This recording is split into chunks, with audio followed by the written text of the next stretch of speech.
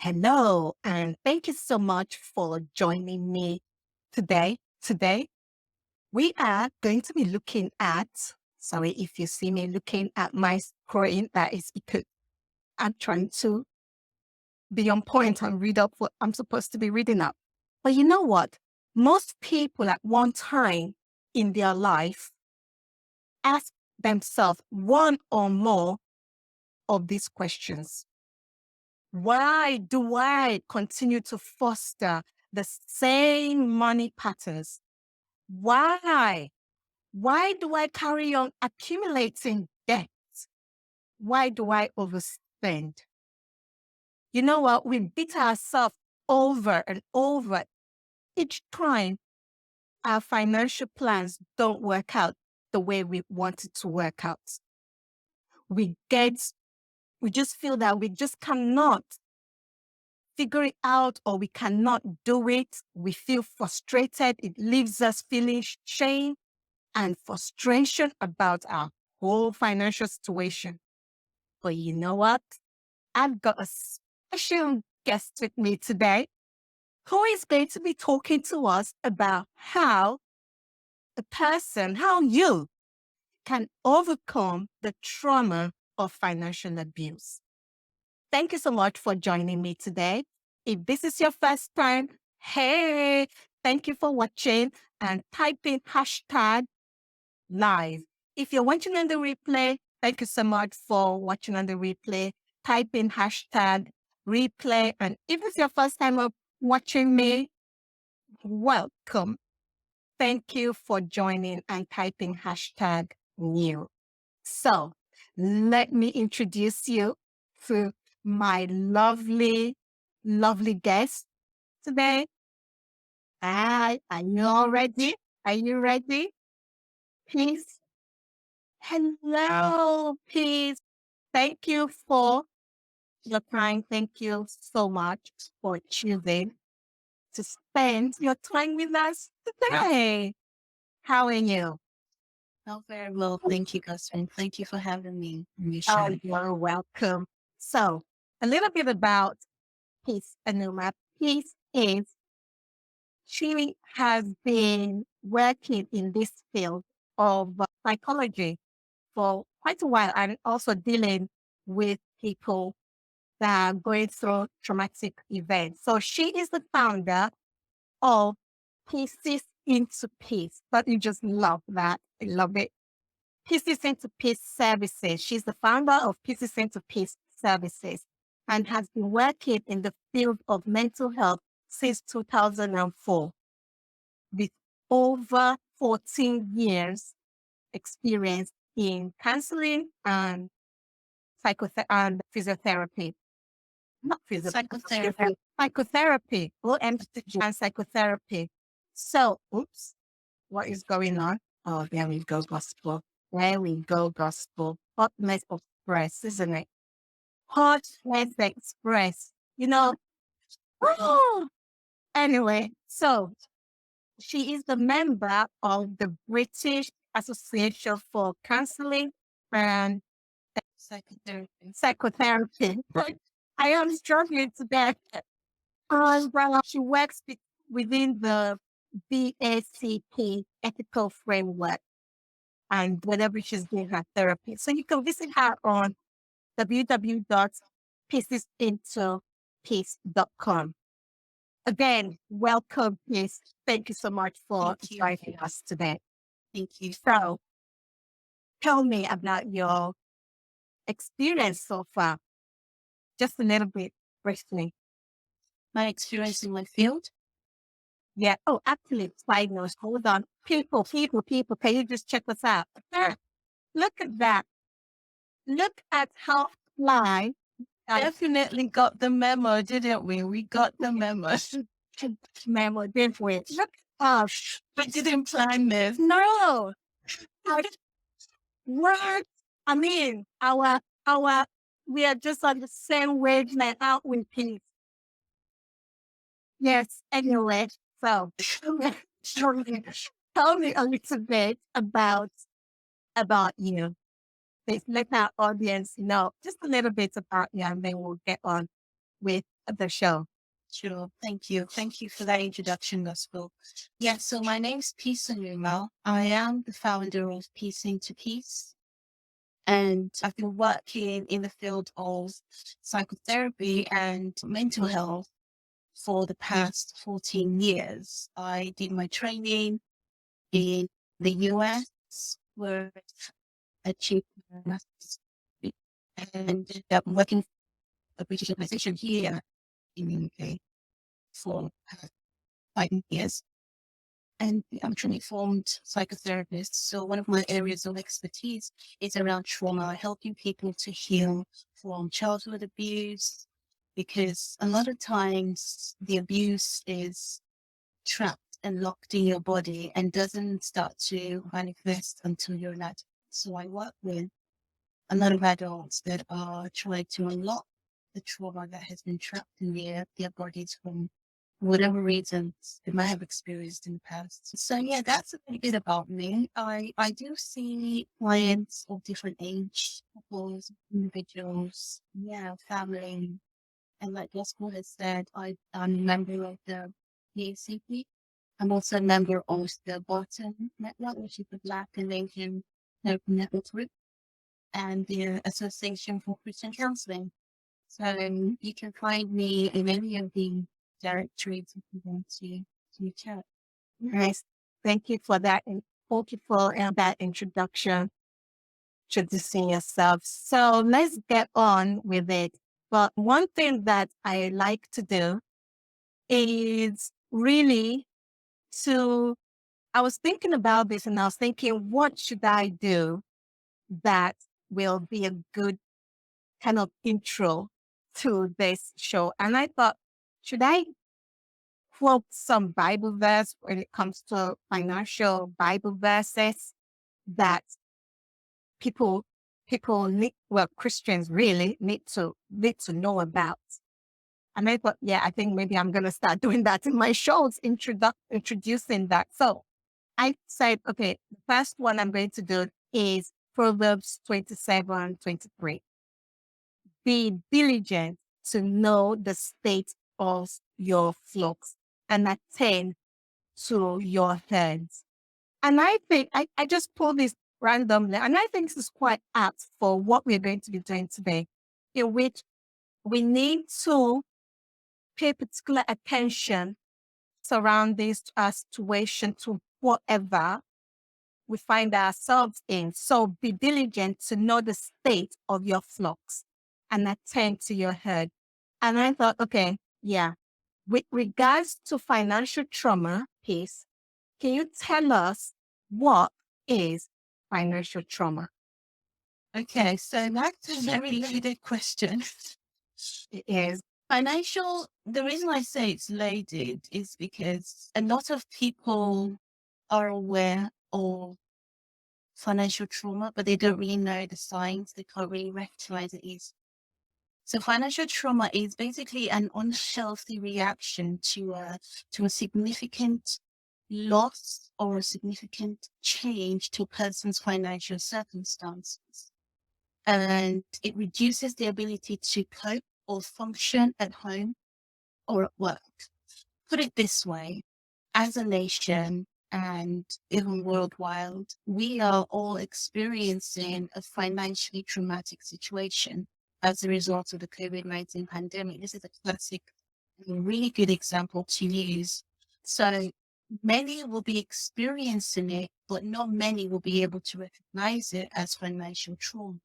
So financial trauma can be as a result of, like I said, a significant financial loss, such as a job loss, getting into a significant amount of debt. Student loan is a really good example. So it's not necessarily debt, maybe like buying a house or credit cards. As simple as student loan can cause someone financial traumas, and divorce, your home being repossessed, can also be a financial or type of financial trauma. Not knowing where your next meal will come from, having poor coping skills and substance abuse. And a lot of people within this pandemic lockdown and they've lost their jobs, they're in the brink of losing their homes. They don't know where their next meal will come from. Some of them, as a result of feeling low and desperate, use substances to help them cope with this current situation. A lot of people's mental health has been significantly affected. And it's as a result of this trauma that we're all experiencing due to this. Also, financial trauma can happen as a result of someone's childhood experiences, which can impact the relationship that they have with money. And this relationship can then affect their lifestyle choices, which then in effect will affect their financial behavior that then leads to financial trauma. So what do I mean by financial behavior? That's things like how we earn, how we spend, how we save. All of that is a person's financial behavior. Accidents of any kind, poor sense of self, low self-esteem, all of these can contribute to a person's financial trauma. Yeah, it's interesting that you say that. I didn't actually even think that much about childhood trauma relating to how we deal with our finances. And that really actually makes sense because now, from what I'm hearing, is that based on your childhood trauma, does it also have something to even do with your self-esteem and valuing yourself when it comes to maybe asking for what you're worth, or even maybe you're using it to now curb up like an event that happens to the way you're spending your money, or are you being too frugal or too liberal with your money? That is something to think about. So financial trauma, I'm guessing now, what is financial abuse? Okay. So let me ask you, Gospel, then, what comes to your mind when you hear the word financial abuse? So financial abuse to me is, for example, let's say you are married, for instance, and then one spouse is in charge of the whole finances and chooses not to give you any money at all. I think that is financial abuse because you're grown up and they are not giving you the money to buy maybe your necessities, or even they are even monitoring how much you're bringing home. If, let's say, you're the only breadwinner there, and then when you go to work, you're expected to bring the money for the Friday and give it straight to the spouse. To me, I think that is financial trauma and Absolutely. financial abuse because they, Financial Absolutely. What you have described right there is financial abuse. And a number of people are victims of this abuse, but they don't know it because the signs are not easily recognizable.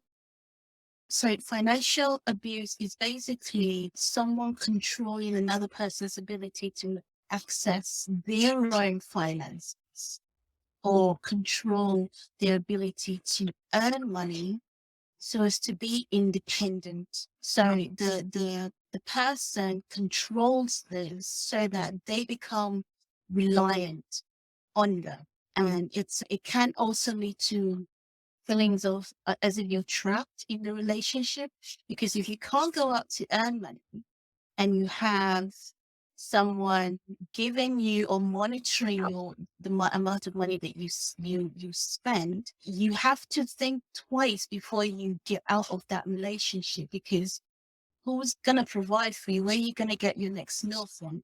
yeah, But they want you to get a job, you see. So that is a very short definition of what financial abuse is. yeah, that actually reminds me of a client that I did have. And, being a mental health first aider, trying to now guide them through being a mental health first aider as well as a financial coach, not wanting to give advice for whatever situation is. And to me, I think that their issue needs to be dealt with a marriage counselor.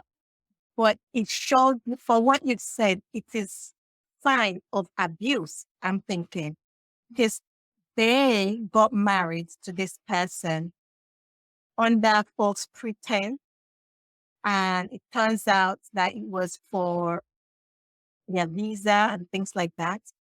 And then now, once they are now married, the person is the one doing most of the work, working two jobs, and then also trying to start a small business and earning less than £500 of every month, and having to give over £350 to the spouse, pay off their debt, the other spouse's debt, not their own debt.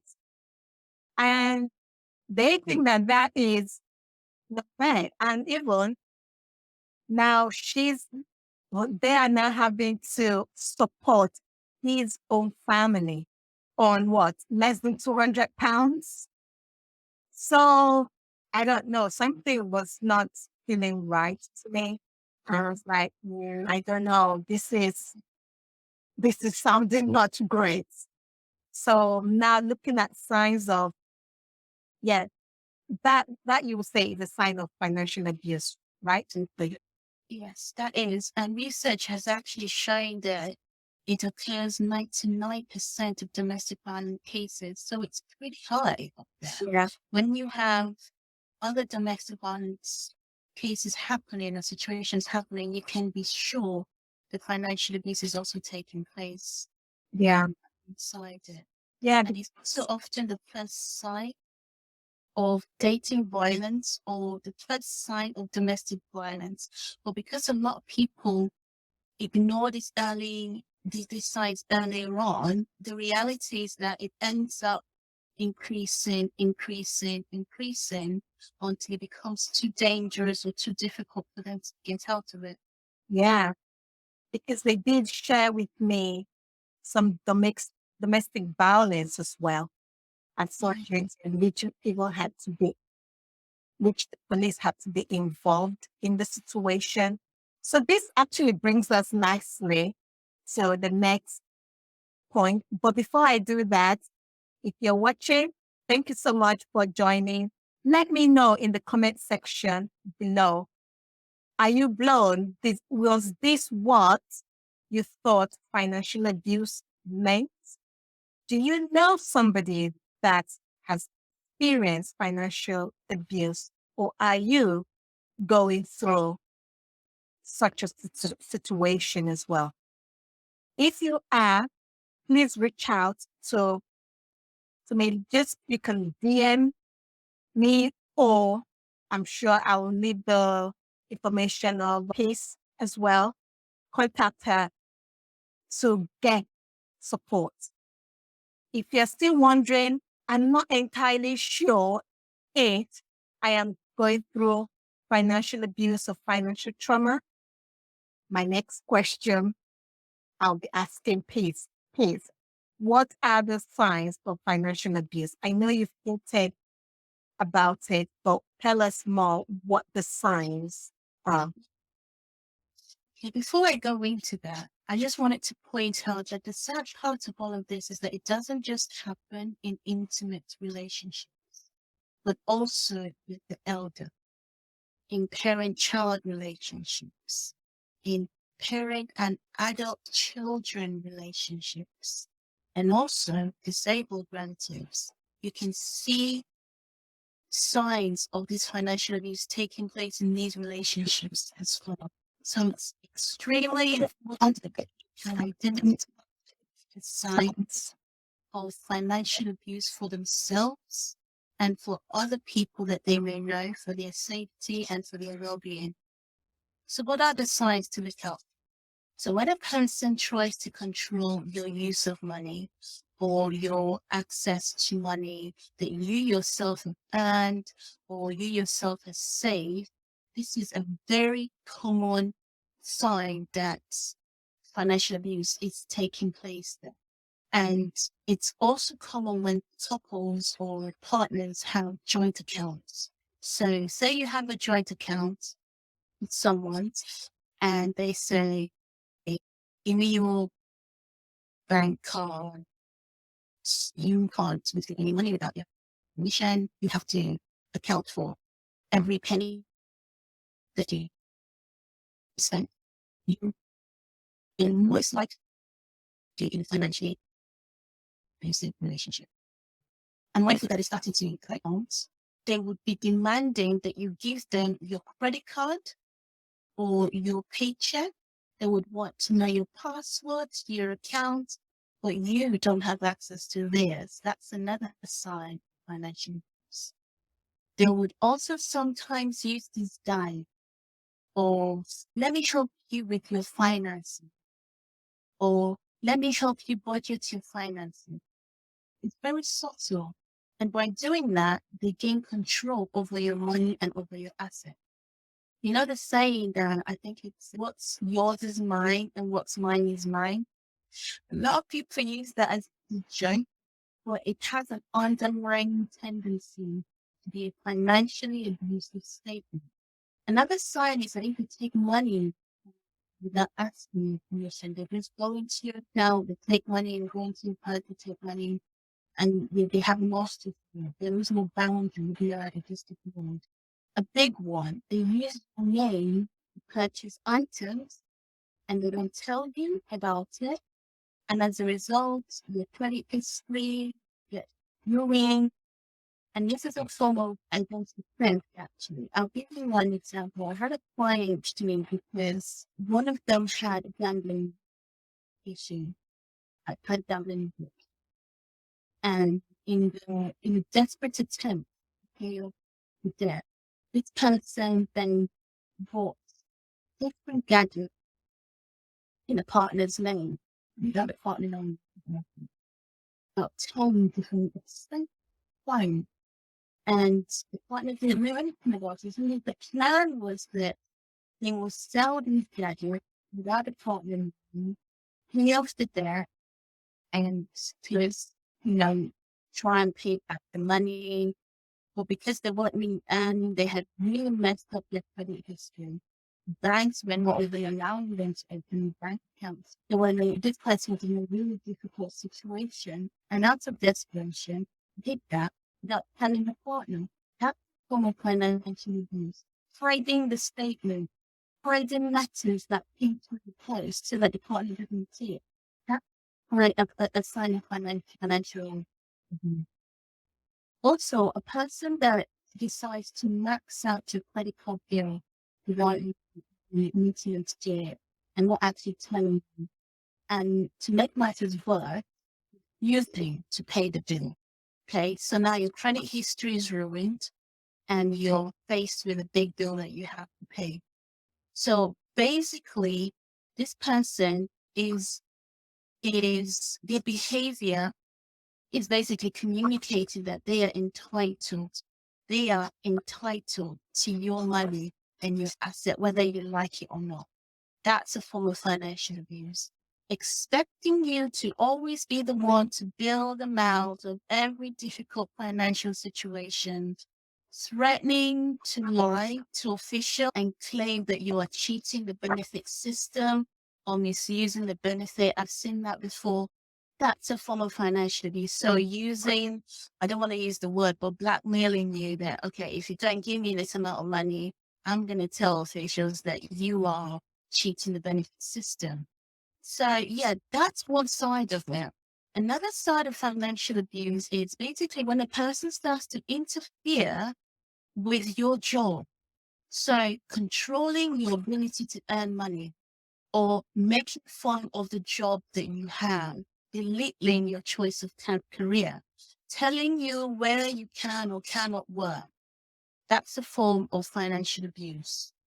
Pressuring you to quit your job or pressuring you not to go back to work so that you can continue to remain dependent on them or to maintain that dependency that you have, like a form of control. Also, sabotaging your work, preventing you from working. So, say, for example, you had a prior agreement that they will look after the child or the children while you go out to work. Then last minute they pull out and they say, no, they can't do it. That's a form of sabotaging your work, leaving you stranded, say that you have no choice but to fall off sick or tell your employer that you don't have really want to look after your child so you can't come into work. That's a form of financial abuse, preventing you from actually going out to earn. Refusing to contribute to your household finances is another one. When your partner refuses or trades money, they are going out to work, but you're not actually seeing it. They are hiding money. They are taking money and they're putting it in a private account and not contributing to your household finances. That's a form of financial abuse. Making large financial decisions without your knowledge. So deciding to refurbish the kitchen, can you haven't actually discussed it with them just because they want to. Checking every penny that you spend, asking for your receipts, wanting to see your change, micromanaging you and controlling the purse strings is a form of financial abuse. Wow. So there's a lot more, but yeah, That is like, wow, there are loads, thousands of people going through this. absolutely. And that's just why I said at the very beginning that it's very, very common. Financial abuse is very common, but very few people recognize the signs Yes. that this is Because, happening to them. yeah, because I wouldn't have thought about the part of putting money aside without the other spouse knowing as financial abuse. I wouldn't have thought Swear, it. if you have bills to pay in your household and your spouse is saying, oh, can you cover this bill for me? I don't have the money. But they go out every day to work. Or my boss didn't pay me, but the actual boss paid them, but they've moved the money elsewhere. But now you are having to sacrifice self-care, looking after yourself, buying nice things for yourself, saving, because you know that these bills, who will take care of the bills if you know, if you don't. So you have to, your partner has told you they can't afford it. When in reality they can, but they're just hiding the money. It's a form of financial abuse, yeah. That is scary. And there are loads of women that are going through that. Now, one thing that came to my mind is I know that there are I've had couple, not a lot, but I've had other colleagues that got more of this experience in which one spouse has been fully in charge of the finances, fully in charge of the finances, and the other spouse has no idea about what is going on with the finances. And then the spouse dies. Then they now realize they've got all these debts that they now have. Is that is financial abuse as well, isn't it? And that can be quite traumatic. So imagine loads of, well, well-off people, I'm going to say, they're living this lifestyle, and many of them have no idea. Would you say that the the person that is making the most of the money and being in charge of the money is financially abusing the one that is not? Or would you say that the person that has been complacent and not wanting to know anything about the money is abusing themselves financially? That's a very good question. And I don't think you can abuse yourself. I think I know what you mean. When when a person is the main breadwinner, I think let me reiterate your question to make sure I understand it. The person is the main breadwinner, earning, and their spouse is unable to. It's only a problem. Look, not unable to. They they don't think they should. They don't feel like they should be going to earn because you're earning the money. Okay. If it's in an agreement Okay. and they both agree that this is how we're gonna run our family, because some families are like that, where Yeah. there's a main breadwinner. It doesn't have to be the man, it could be the woman. There's a main Yeah. breadwinner and they've agreed that, that's my role, look after the children, and they're both happy. That's the key thing. They're both happy with that arrangement. It's not financial abuse. It's only Wow. financial abuse where the person that's been staying at home says, I want to get a job. These children, we can put them in school, we can put them in childcare. I want to upskill myself. And the person earning refuses, brings up one excuse or another. That's financial abuse. Okay. I'll tell you this. I had a previous client where he quite well off. The woman was a stay-at-home mom for 20 odd years. Her children had grown up and they started to have marital problems to the extent of divorce. And this woman came to the counseling room distraught because for 20 years she had not worked. And the thought of her going back into the world of work was scary. Her skills, how can where would I even start from was a question she kept asking. Because she had wanted to work, but her husband would make different excuses why she shouldn't, why it was not a good time. Let's wait an extra couple of years until this and that is in place. And by the time you know it, time just started going and going and going. And 20 years is gone. And all that sacrifice ended up being for nothing. She was now a divorcee without any up-to-date skills. Yes, she can go back and get an education. And at the age of almost in her late 40s, she felt hopeless. And with counseling, we were able to empower her and make her feel like you can get control back. It's not too late for you. Yeah. And so I see that happening with a lot of people where there's been a main breadwinner that's reluctant for the spouse to work. The other example you gave was where the one of them doesn't want to work at all. Yeah. Yeah. The same applies.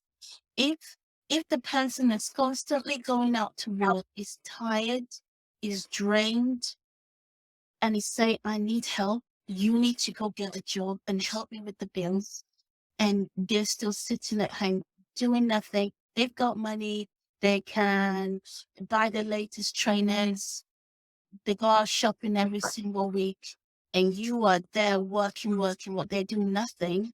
That's a form of financial abuse. Wow. Yeah. It's very heartbreaking when a wife has given, or even a spouse has given 20 years or more of their life, as people always say, of their working life, to come out with income earning years. That's it. To come out with nothing from a marriage situation. And then having to now go into the workplace. And I think that is one of the reasons why this particular client that I have, I did encourage them to upskill themselves, even if they even if they earn little money, that they'll do at least online. And that's what they chose to do, to upskill themselves even online, because they were afraid that the spouse will find out that they keep going to this place.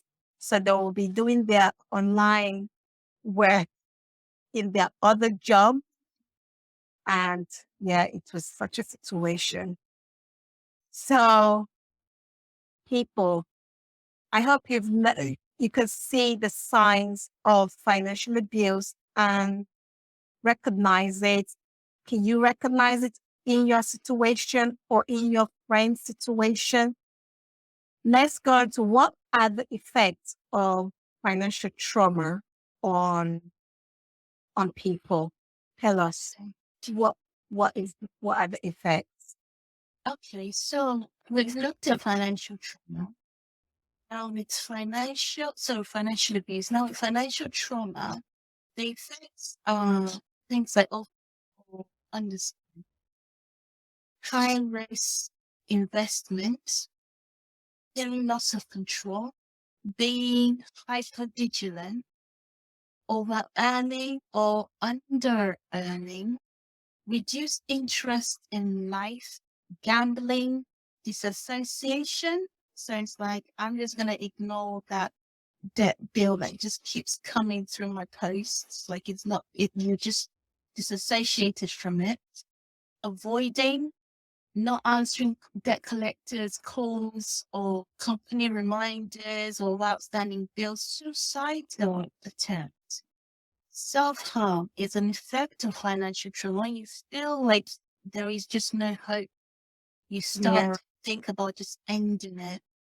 Unable to participate in activities because of the cost.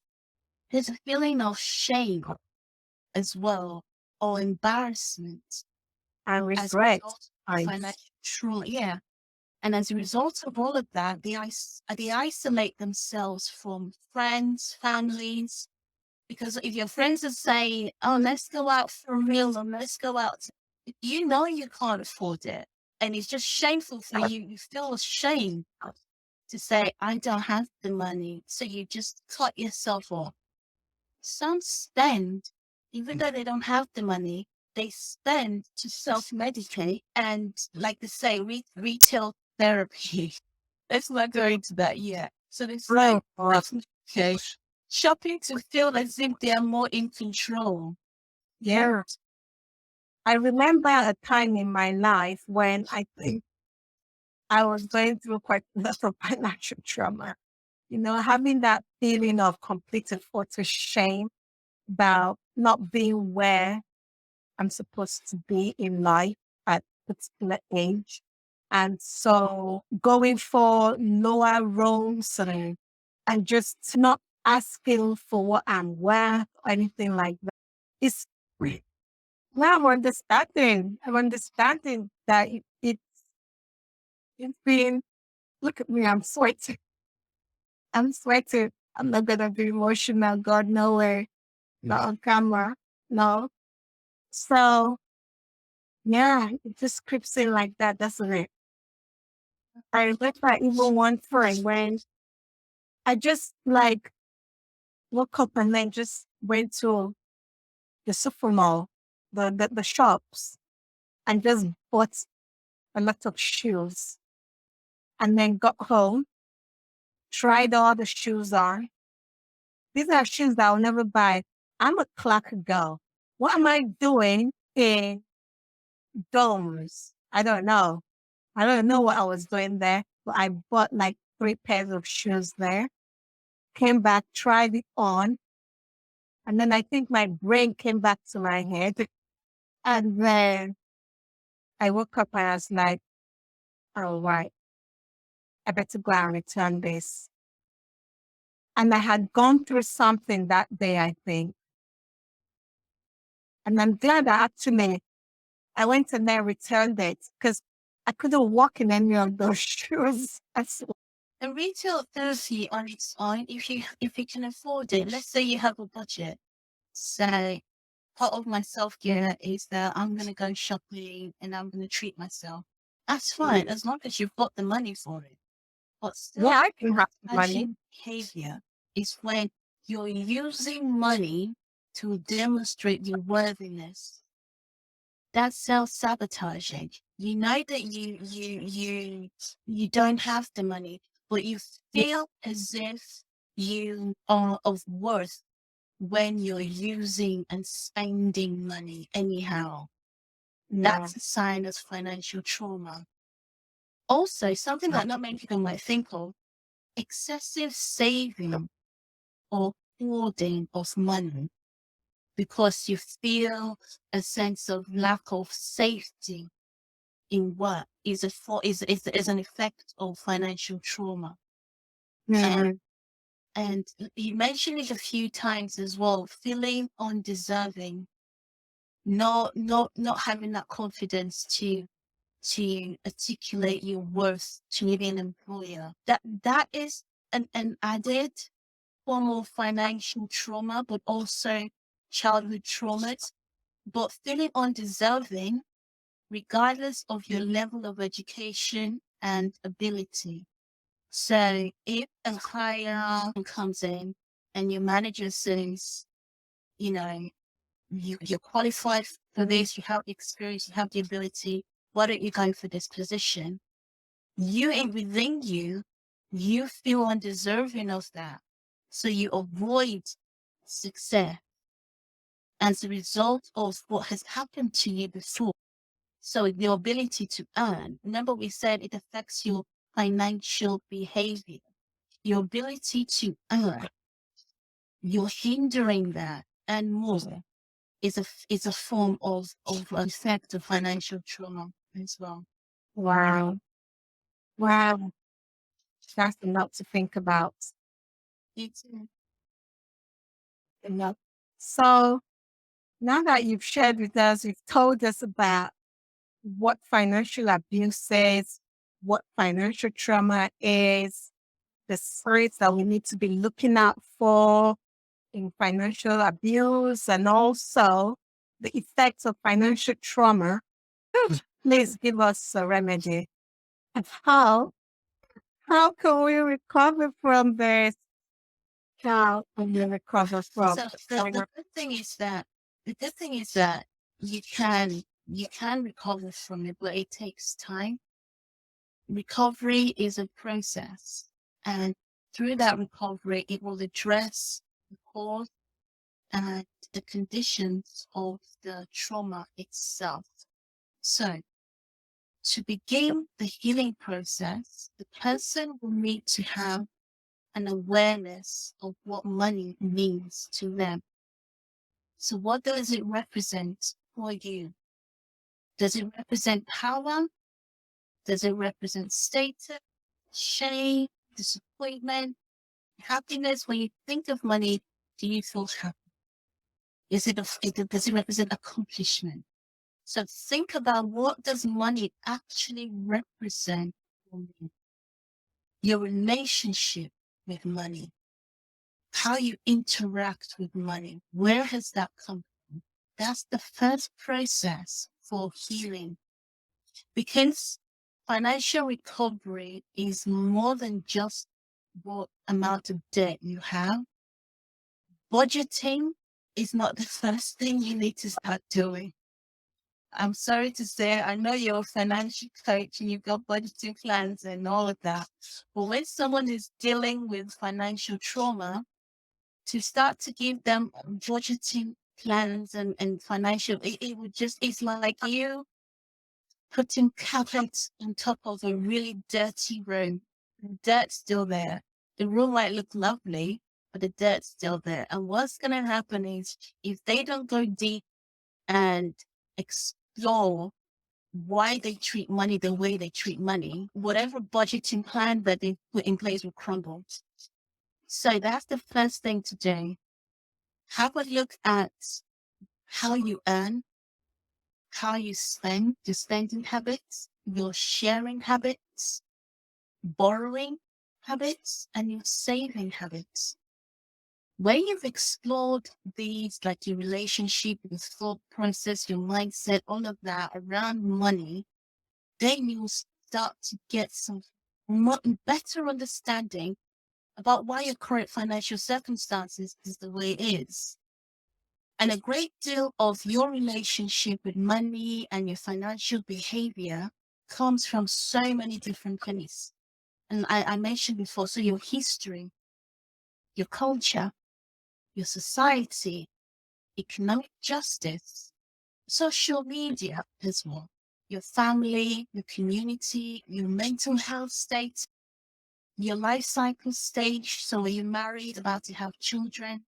So a great deal of your relationship with money and your financial behavior will be as a result of so many different factors, your health, debt, all of that.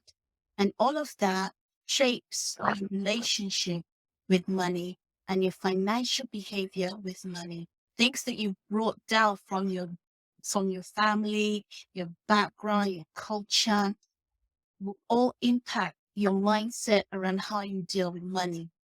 So you need to explore this first, the holistic self, first of all. Deconstruct any thoughts that you previously had around money that were unhealthy. Another thing to do when you're trying to recover is to accept your financial circumstance. Accept it. Don't deny that it's not happening because you know it is. So accept it.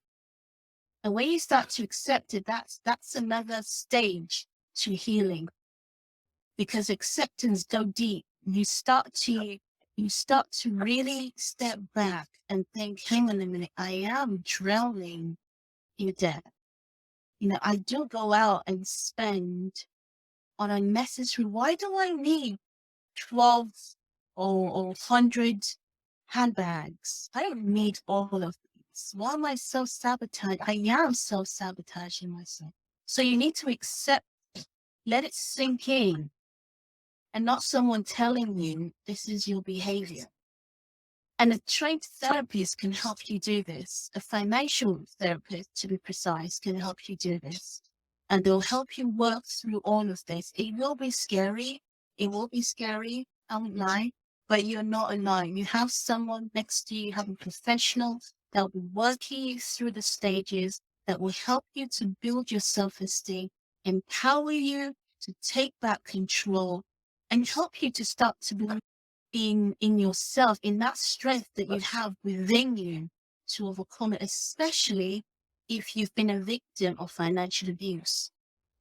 Because you can have financial trauma independent of financial abuse. Like we said at the very beginning, we as a nation and worldwide, we are experiencing financial trauma. But not all of us are going through financial abuse. But financial abuse is like a symptom or risk factor for financial trauma. I just wanted to make that distinction clear. So especially if you have been a victim of financial abuse, you want to have a therapist working with you to heal through all of these things. And another thing to consider is what we call your locus of control. Now, what locus of control basically means is your location of control.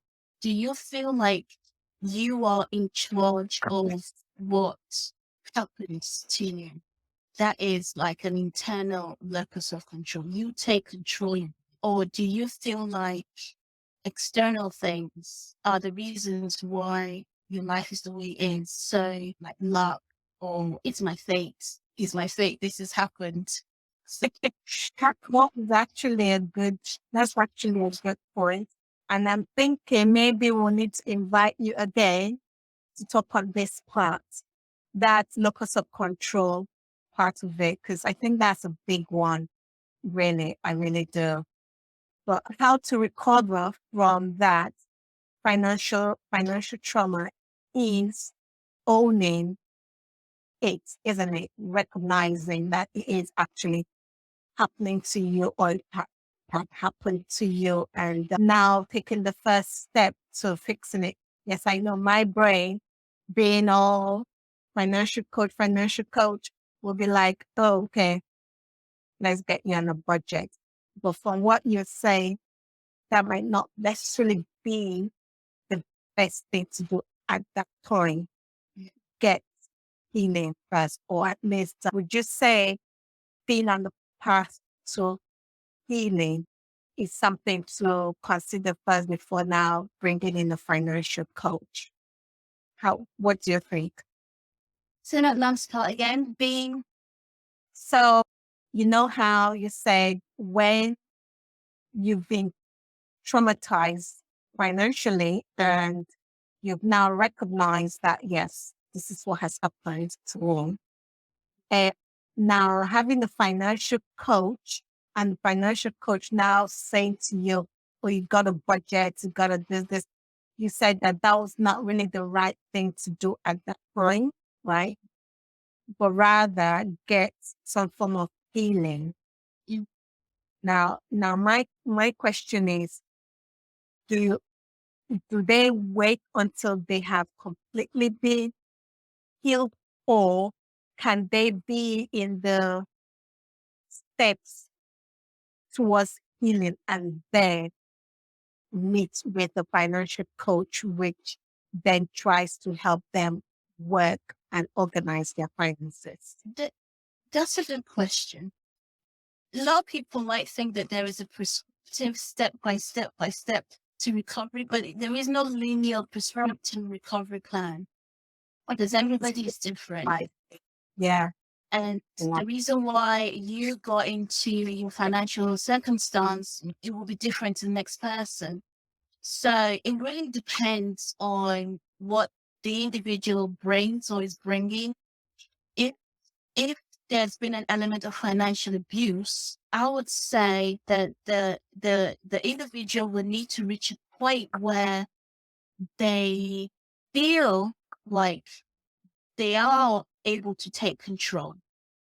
They feel empowered before you maybe the therapist refers them to a financial coach to start working with. So it really would depend on the person's situation. I don't see anything wrong with, having a financial expert or coach working alongside the person when they're also seeing a therapist.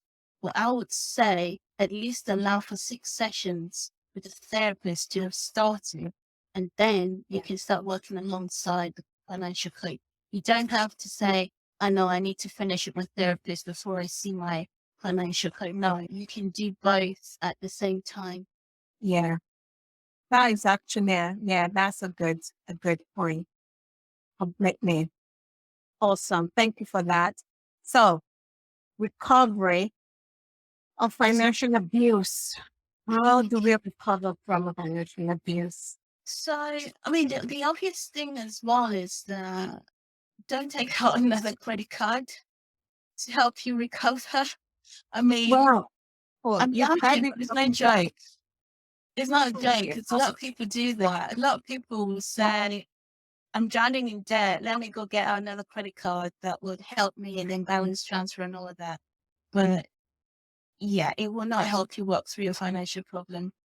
To recover, you need to change your financial behavior first, which requires a change in your mindset, your change in your understanding, and having having some sort of education about finance. No one taught me in school, this is how you deal with finances.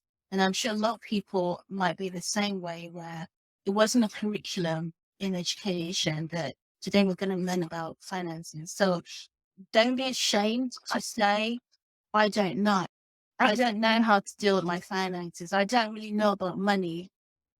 Learn about it. Learning is another key part to recovery. There needs to be a level of understanding about money, because financial decisions that you make will impact your future. So you need to have an understanding about why you do the things you do, why your circumstances are the way it is, and then learn about yourself. Learning about yourself is another form of education. People don't necessarily have a sense of self awareness. And again, it's not something you stop and say, oh, let me just, have an understanding of my sense of self. It's not something you typically do. So people need to start doing that. You need to start stopping and really stepping back and think, why do I do what I do? Be aware of your behavior and not just take every day as it comes. And by the time you know it, you are in your 70s. And I'm not saying people in their 70s can't change their behavior, they absolutely can.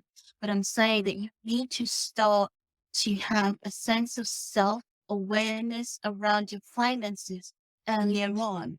so that you can make the changes that you need to make earlier on to have a different future, to have a different financial future. Another thing to consider is having a trusted support network around you, people that you can be accountable to, someone that will motivate you, someone that will empower you to believe that you can change your finances.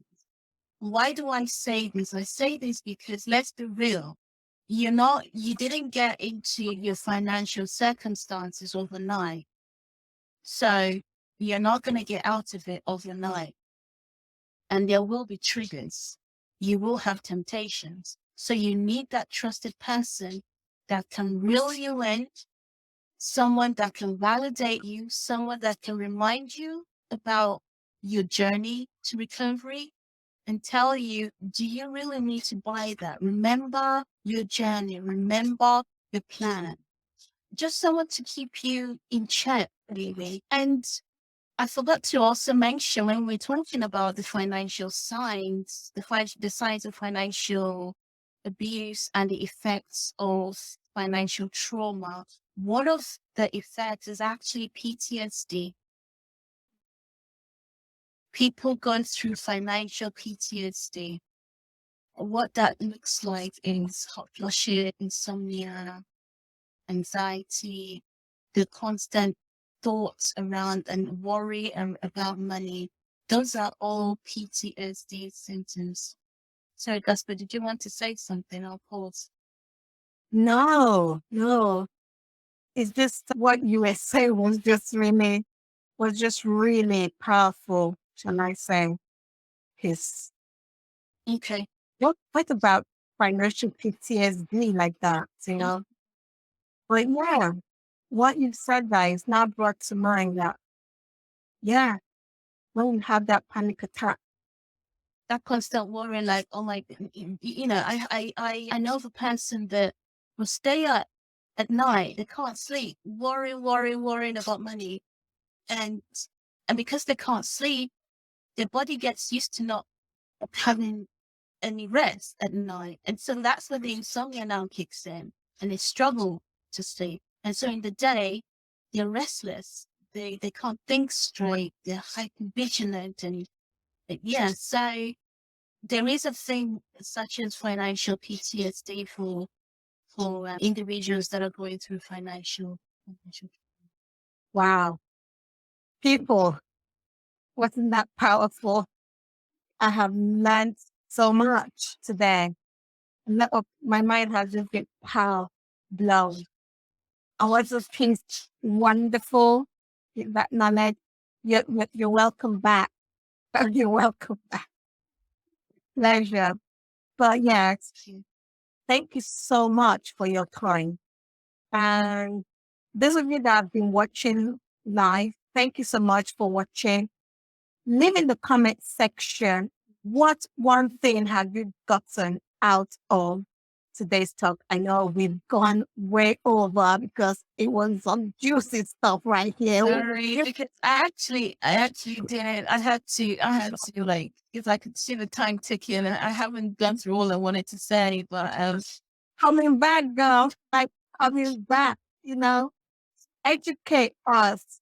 And yeah, we need this education. I am just learning quite a lot of things. The financial PTSD one, it was not in my subconsciousness, no. But now I now, yeah, it does make sense that people will be going through financial PTSD. Now I need to check myself if I've been going through financial PTSD. All time to the gym. Anyway, thank you so much, Peace, for being my guest on this very first show, the Math Show, where we're going to be talking about money, academics, technology, and health as well. With health, we'll be looking at mental health, physical health, how we can be able to take good care of our mind, our body, so that we can have the strength and the mental capacity to grow our finances. So I am so grateful for my very first guest on the show. And look at us matching. I don't know if that's a good thing. I don't know if it's a bad thing, but guess what? I don't really care. We look good anyway. And this is my brand color just now. But yeah, thank you so much. Thank you. Please, you have last words for us tonight? I just want to say that if anyone out there is going through financial abuse, financial trauma, if anything that I've said today has resonated within you, just know that you're not alone. When you're in the thick of the situation, you feel like you're alone. You're not alone. There's so many affordable, reduced cost counseling, financial coaching out there that you can access. So don't be afraid to ask for help. And know that your debt doesn't define who you are as an individual, as a person.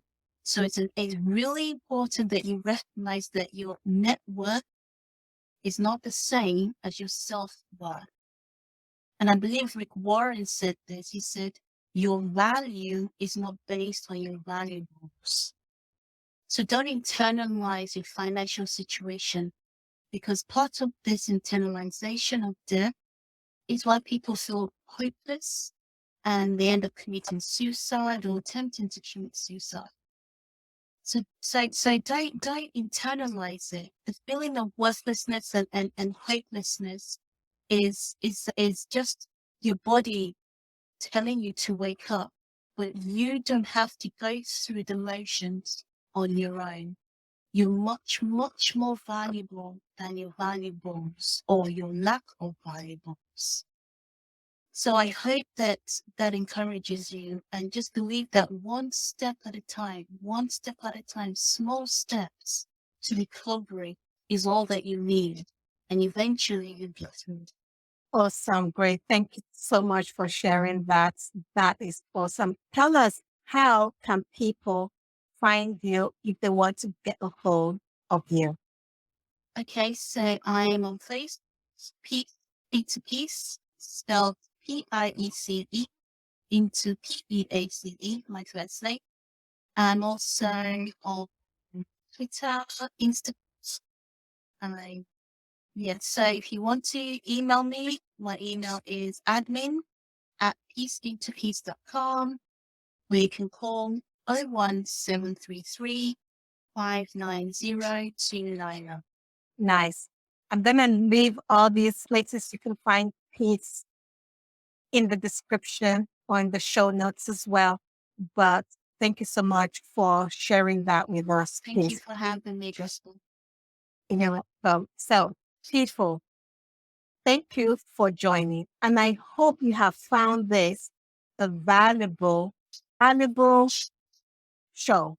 And I hope that you now have at least some of the tools to move you forward to achieving your goals and dreams.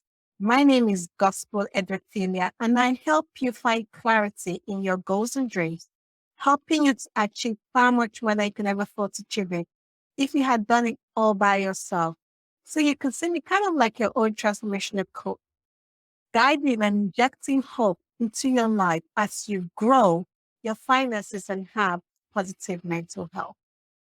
This is a new show, the Math Show, and I'll be sharing with you I'll be sharing with you tips, hints, guidance that you can use to grow your finances or sort out your money issues, some academic stuff that you can use to help you out achieve your goals.